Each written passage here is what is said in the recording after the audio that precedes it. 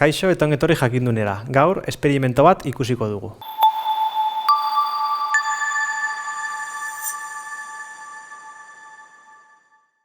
Bideo honetan ikusten duguna, nola kotxe bat, bola bat jaurtitzen duenean, bolak geldirik dagoela ematen dagoela.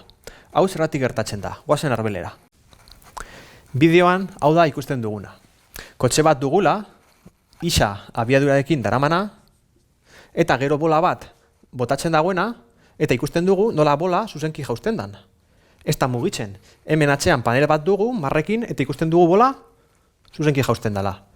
Kasualitatez, bola honen abiadura, kotxearen abiadura bera da. Azkenan abiadura estanez absolutua erlatiba baizik, kotxeak isa abiadura darama, eta bolaren abiadura isakoa da bai. Baina kontrako noranzkoan. Beraz, horregatik, esan genezake gu kanpoan gaudela, bolaren abiadura zerokoa dela. Ze, kotxearen abiadura noranzko baten, ken bolaren abiadura kontrako noranzkoan doielako, guretako abiadura zerokoa da.